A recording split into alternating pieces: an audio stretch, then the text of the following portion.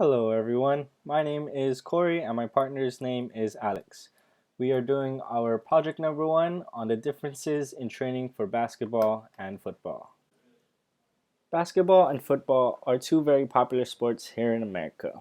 They can be done professionally and competitively, like how we see LeBron James and Julio Jones in the middle of the screen. It can also be done for fun and for recreational purposes, like the children below the screen. Look at their faces. Doesn't it make you happy? Basketball and football are good, fun ways of achieving physical fitness. Overall, they share similarities and have their differences in the ways of training for each sport. That's what we'll be talking about today. Hey there, I'm Alex.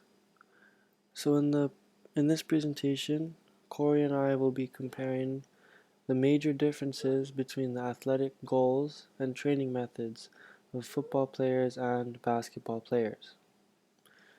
For specificity purposes, the positions we will cover for football will be linebackers and for basketball will be shooting guards.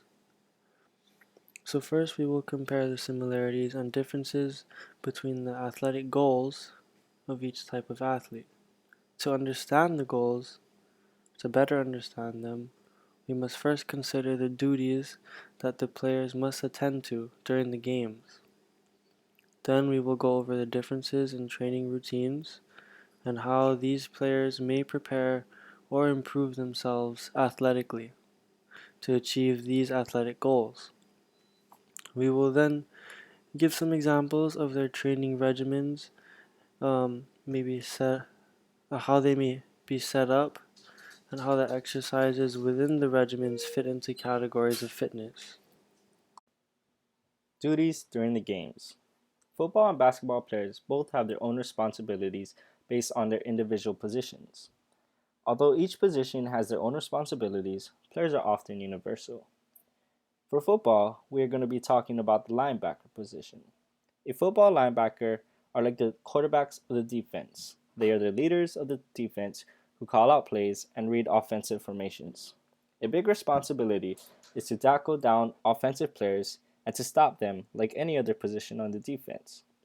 Depending on the coverage that they are in and what the linebacker reads, they defend the run or pressure the quarterback, often jamming gaps.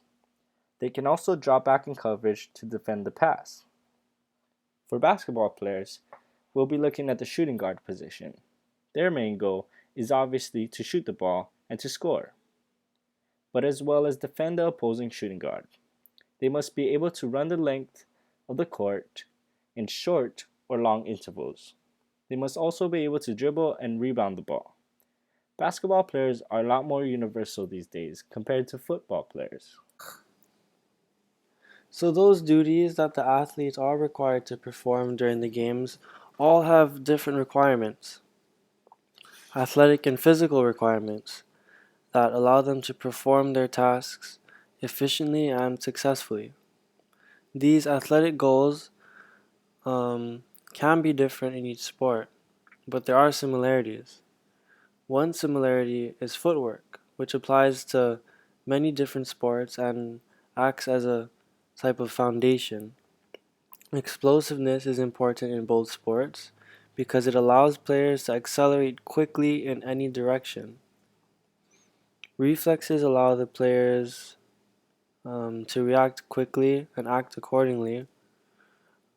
Flexibility is key because a lot of these athletes deal with injuries like pulled muscles. Gaining more flexibility would help these athletes prevent more of these types of injuries. In terms of the differences, football requires greater amounts of muscular strength. Although some duties are mental, like reading plays and whatnot, it comes down to tackling the opposing player.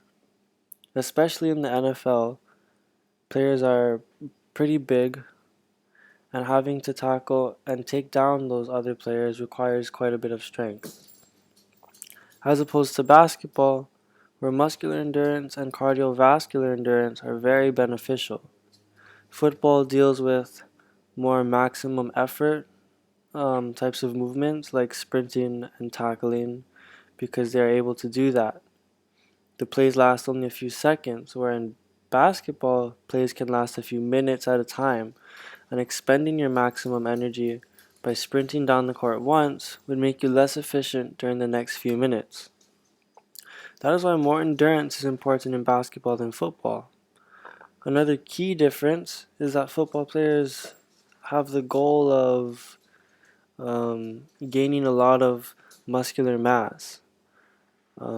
Having more mass means more inertia, and this is an advantage in football because you're harder to move, but not necessarily an advantage in basketball because you need to be able to move quickly.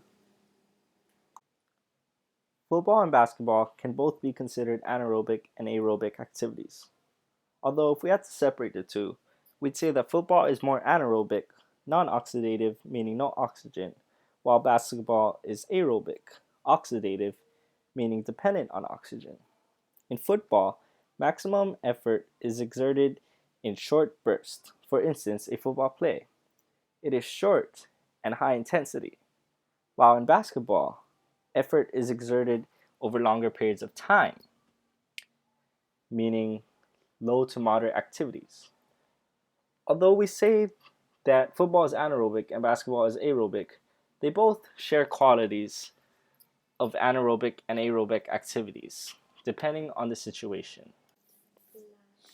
Alright, so the major differences between the types of athletes, football and basketball, they become very clear when you begin to look at the players themselves. So here are some basketball players, all of which are very good at what they do and successful. And you can already tell by their physiques that they do not require vast amounts of strength and muscle size.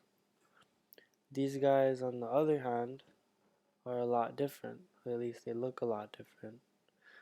These football players, also very good at what they do, have physiques that indicate a need for more mass and strength.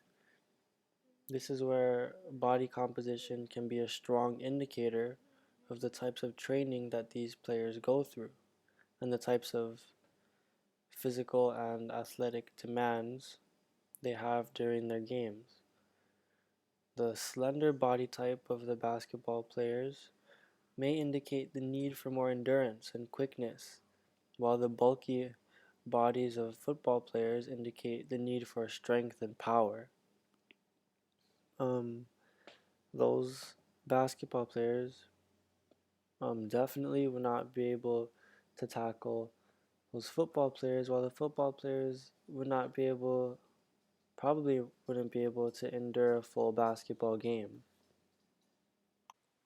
Differences in training routines. For football players, explosive power and maximal strength is what is needed most. Powerlifting can help that, like power cleans, full body explosive workouts. They also need good footwork, practicing on ladders through cones and running routes. One thing that is interesting is that football players need hypertrophy. It's simply an increase in muscle mass due to an increase in size.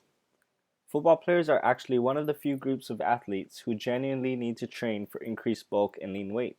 They just need to take up space. The bigger you are, the more advantage you have. Football players also need to do power training, such as plyometrics for explosiveness.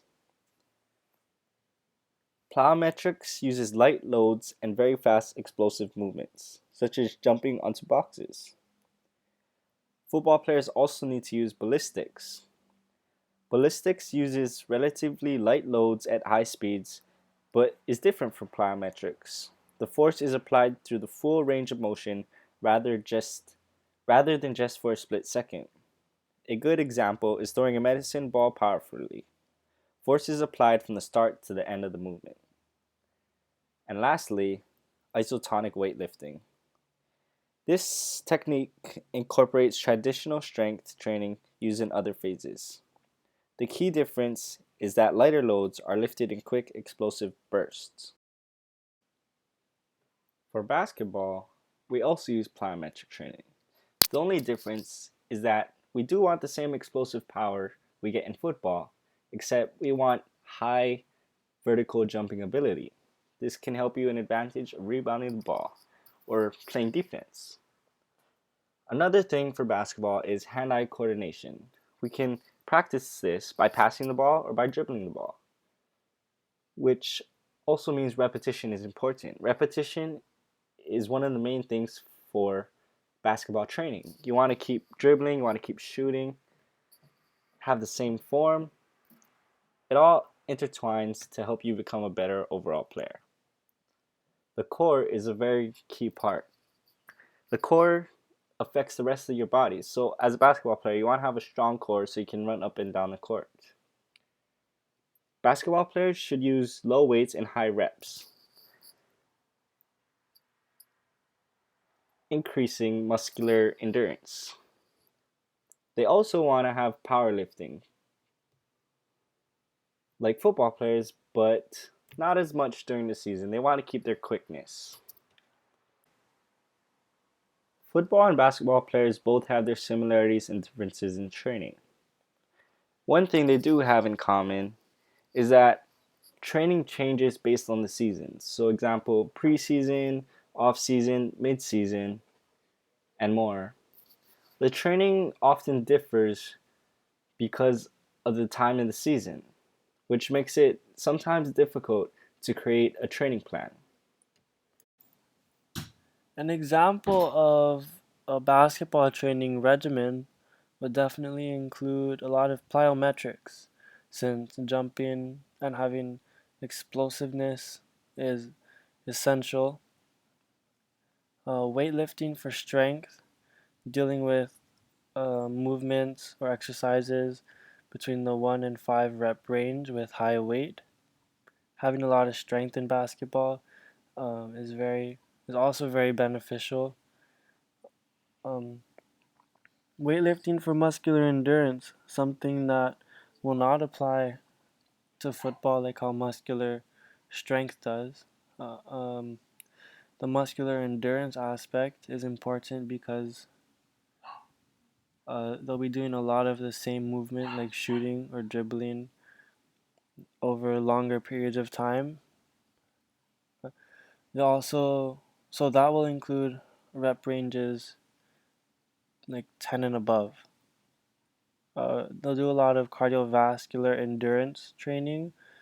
A lot of times, athletes in basketball will do suicides, which requires the player to run up and down the court multiple times, and that's very tiring, and you get pretty winded, and it helps you build up a good cardiovascular endurance to be able to endure long stretches of running during the games. Skills development, that applies to both sports but is unique for each sport. In this case, there'd be a lot of shooting and dribbling, building up a lot of muscle memory, and stretching is also important because that reduces the risk for injuries and makes you more efficient while moving around the court and jumping and whatnot. As for a football training regimen, this would include also a lot of heavy weightlifting for strength, like basketball, squats, deadlifts, dealing with rep ranges from 1 to 5 with high heavy weights. Also, you'll be dealing with a lot of explosion types of weightlifting, like power cleans, which will help them be able to move weight around quickly and explosively. They'll be doing lifting for hypertrophy, something that does not really apply to basketball players, as we discussed earlier.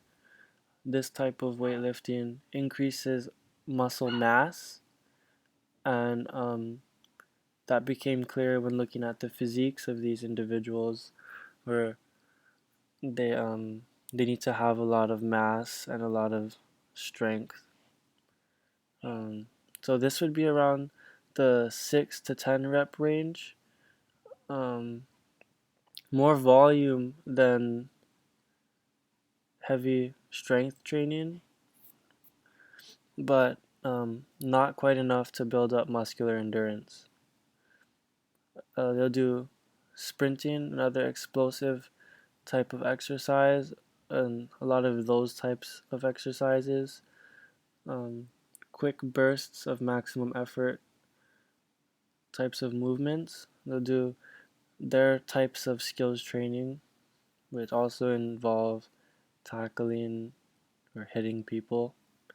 And they'll also benefit from some kind of stretching to reduce the risk of injury. That's it for our presentation. Thank you very much for listening and have a great day.